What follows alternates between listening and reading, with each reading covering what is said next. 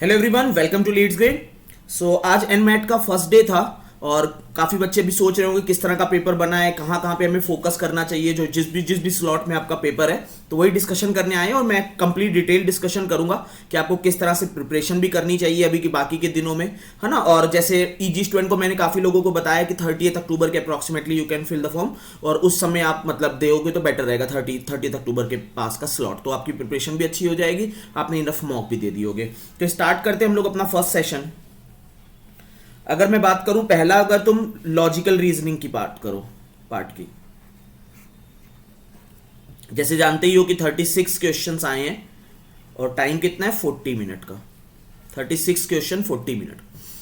Out of 36 question 15 से लेके 18 तक की रेंज में सिर्फ सीआर के क्वेश्चंस आ रहे हैं। 15 से लेके 18 तक की रेंज में वो सीआर के क्वेश्चन जो उस दिन मैंने संडे को 7 आवर का सेशन लिया था। आई होप यू रिमेंबर कि संडे को मैंने जो 7 आवर का सेशन लिया था उसमें जो जो टॉपिक मैंने डिस्कशन किए थे उसके बेसिस पे, जैसे लेट करो स्टेटमेंट और एजम्पशन वाले, statement assumption, statement argument, course of action, course of action, course of action, है ना। इस टाइप के जितने भी टॉपिक है, असम्पशन हो गया, आर्ग्यूमेंट हो गया, कोर्स ऑफ एक्शन हो गया, कंक्लूजन हो गया, कंक्लूजन हो गया। तो ये बेसिकली ये जो 4 टॉपिक है इन पे काफी क्वेश्चंस का फॉर्मेशन हो रहा है। Assumption, argument, course of action, conclusion. तो सीआर भर भर के आ रही है। इस पोर्शन को आपको बहुत अच्छे से प्रिपरेशन करना है। अभी मैं और टेस्ट जो हम लोगों के टेस्ट है ना, उनको मैं 5th के बाद, जो आपका 5th टेस्ट है उसके बाद मैं उसका चेंज कर दूंगा पैटर्न 6th टेस्ट से। 6th टेस्ट से पैटर्न में आधा पेपर जो होगा लॉजिकल रीजनिंग का वो हम लोग ये फिल कर देंगे 15 से 18 तक, ठीक है ना। और उसी का डिस्कशन भी एक बार मैं और सेशन ले लूंगा आपके, मतलब यही नेक्स्ट वीक में प्लान और कर लेते हैं 6 to 7 आवर का सेशन, जिसमें और प्रैक्टिस इस सेक्शन की कर लेते हैं। Statement, assumption, argument, course of action, conclusion, इस सबके हम लोग प्रैक्टिस कर लेंगे, ठीक है। बाकी जो नॉन ईजी स्टूडेंट है वो भी सेक्शन की प्रैक्टिस करो अच्छे से, statement, assumption, argument, course of action, conclusion की, क्योंकि भर भर के ये टॉपिक आ रहा है। तो आउट ऑफ अगर 36 क्वेश्चन 18 क्वेश्चन एक सेक्शन से है और बहुत ज्यादा कम टाइम भी लगता है और काफी स्कोरिंग भी हो सकता है ये सेक्शन। बाकी सब कुछ जो लॉजिकल में वो सेम, कुछ भी आपको दिक्कत बाकी टॉपिक नहीं देंगे। बाकी जो मेजर टॉपिक, इसमें जितना भी मेजर टॉपिक है दैट इज फॉर एनालिटिकल हो गई, है ना, वो कोडिंग डिकोडिंग वाला पोर्शन एनालिटिक का हो गया, है ना। और वो अरेंजमेंट हो गया, अरेंजमेंट के 2 सेट आ रहे हैं। अरेंजमेंट के अप्रॉक्सीमेटली जितने बच्चों से बात हुई 2 से 3 सेट अरेंजमेंट के, किसी में 2 किसी में 3 सेट आ रहे हैं, 3 क्वेश्चन 4 क्वेश्चन के। तो बाकी टॉपिक वही मिक्स जैसे नॉर्मल टॉपिक होते हैं आपके, है ना। कोई अगर कोई भी इनपुट आउटपुट एक आ रहा है आपका, इनपुट आउटपुट का जो वीडियो डाला हुआ है उसको अच्छे से देखो। 2 वीडियोस अपडेटेड इनपुट आउटपुट के, और उन्हीं में से आपको पैटर्न मिल जाएगा। जो वीडियो अपडेटेड है ना उनमें से ही यू विल गेट पैटर्न। तो इन पर थोड़ा सा फोकस रखो, स्पेशली इस चीज पर, स्टेटमेंट असम्पशन पे, क्योंकि अगर 15 से 18 क्वेश्चन इस सेक्शन के आ रहे तो आप इंपॉर्टेंस समझ सकते हो। बाकी सब कुछ आपके लिए केक वॉक होने वाला है। बाकी कोई भी हो, अरेंजमेंट, इनपुट आउटपुट, और बहुत बेसिक, ज्यादा टफ भी नहीं बन रहे इस बार। इनपुट आउटपुट मेरी 1-2 बच्चों से बात हुई तो इतना ज्यादा टफ पोर्शन नहीं बना इनपुट आउटपुट का, बहुत बेसिक सा जो अरेंजमेंट टाइप होता है वही फॉर्मेशन हुआ है। तो आपको ये याद रखना है कि स्टेटमेंट असम्पशन वाले पोर्शन पे यहाँ पे ध्यान देना है, तभी आप लॉजिकल रीजनिंग में स्कोर कर पाओगे। और काफी अच्छा स्कोर भी आ सकता है, because it is not a time taking process. ये टाइम टेकिंग नहीं, अरेंजमेंट कभी टाइम ले सकता है, लेकिन assumption, argument, course of action, conclusion ये सब ज्यादा टाइम नहीं लेता। तो आपको इस चीज पर फोकस करना है अपना, ठीक है। अब बात करते हैं लैंग्वेज स्किल की।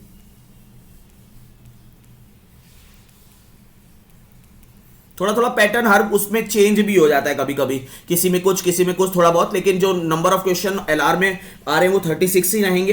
थोड़ा बहुत 1-2 ऊपर नीचे, किसी में कोडिंग आ जाएगी, किसी में नहीं आएगी एक क्वेश्चन, तो वो थोड़ा बहुत शफल होता रहता है। लेकिन ओवरऑल आइडिया यही है कि 18 से 20 क्वेश्चन तक वही उसके बन रहे हैं सीआर पोर्शन के। तो सीआर पोर्शन पे काफी फोकस रखो। फिर यहां पर लैंग्वेज स्किल में 3 आरसी आ रहे हैं, 3 आरसी। किसी में 3 आरसी जो होंगे, वो किसी में अगर 2 आरसी किसी में आया बाई चांस आएंगे, आप भी सकते हैं, लेकिन मैक्सिमम 3 आरसी तक पहुंच रहे।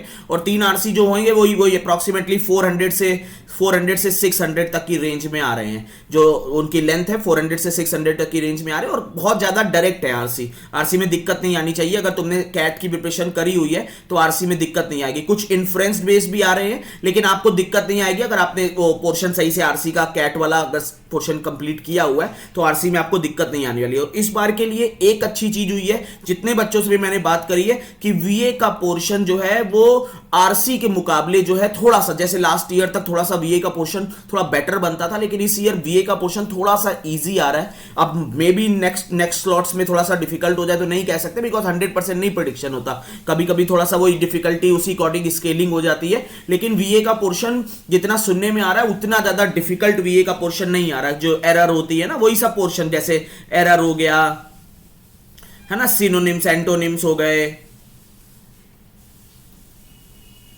सिनोनिम एंटोनिम का पोर्शन हो गया है ना, जो भी सेंटेंस करेक्शन हो गया, ये प्रिटी इजी, काफी इजी पोर्शन बन रहा है, तो उतना ज्यादा नहीं है। बाकी आपको पता ही है कि ये 3 आरसी में अप्रोक्सीमेटली 10 से 12 क्वेश्चन ये हो जाएंगे तुम्हारे।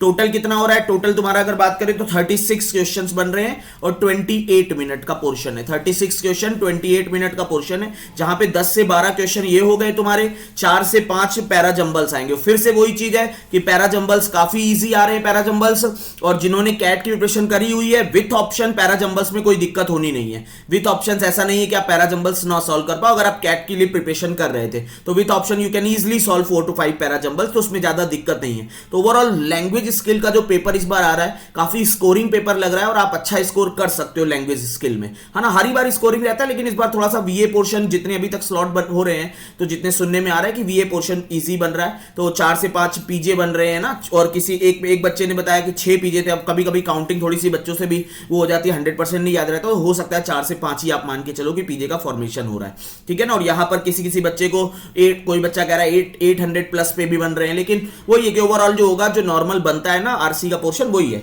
तो जैसे हम लोगों के मॉक्स में भी है ना, अगर मॉक्स दे रहे हो तो वही सेम पैटर्न एकदम बनेगा ये लैंग्वेज स्किल का। बस यहां पे जो क्वेश्चंस है वो पहले कम बनते थे लॉजिकल में, इस बार थोड़े से और बढ़ गए हैं, तो ये वाला पोर्शन और ज्यादा इंपॉर्टेंट हो गया आपके लिए।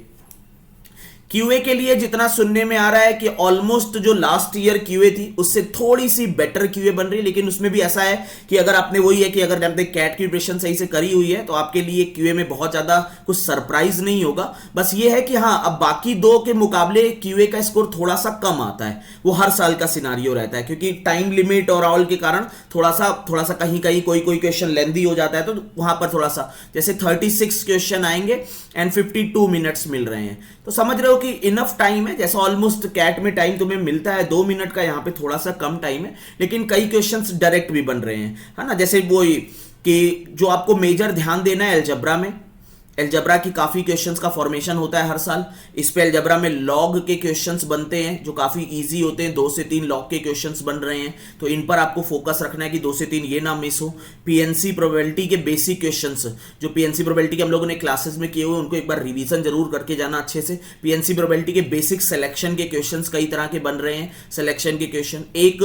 एक बच्चे ने बताया कि वो वाला क्वेश्चन जो हम लोग बॉल्स और बॉक्सेस वाला केस करते थे, बॉल्स एंड बॉक्सेस का, वो हम लोगों का एक केस और बन रहा है, ठीक है ना। जैसे इस सैटरडे को फुल रिवीजन है हम लोगों का, तो उसमें मैं ये चीजें और एक बार रिवाइज करा दूंगा तुम लोगों को, तो तुम्हारे लिए बेटर रहेगा, ठीक है ना। बाकी जो नॉन ईजी स्टूडेंट है उनके लिए ये है कि आप इनको सही से कवर करो कि अलजबरा पे फोकस, पीएनसी प्रोबेबिलिटी पे अपना फोकस रखो। अरिथमेटिक, जैसे यार हर पेपर में अरिथमेटिक ज्यादा आती है, इस बार भी अरिथमेटिक ज्यादा आ रही है। अप्रोक्सीमेटली 6 से 7 क्वेश्चन जो है वो अरिथमेटिक सेक्शन से बन रहे हैं, 6 से 7 क्वेश्चन अरिथमेटिक सेक्शन से, जिससे 1 से 2 क्वेश्चन टाइम एंड वर्क के बन रहे हैं, 1 से 2 क्वेश्चन टीएसडी का फॉर्मेशन हो रहा है। बाकी वही ratio, proportion and all, no surprises in this particular section. QA में सब कुछ वही जैसे चलती है वैसे ही सीरीज चल रही है। आपका मेजर सरप्राइज जो इस पर्टिकुलर पेपर में है वो है लॉजिकल में सीआर का पोर्शन, जिसपे आपको फोकस करना चाहिए। बाकी सब कुछ जो नॉर्मल होता है वही चल रहा है, लेकिन इसमें लॉजिकल में सीआर के पोर्शन पे आपको बहुत वो रखना है, क्योंकि यहां पर चीजें चेंज होंगी। क्योंकि जिसको नहीं आइडिया इन टॉपिक्स का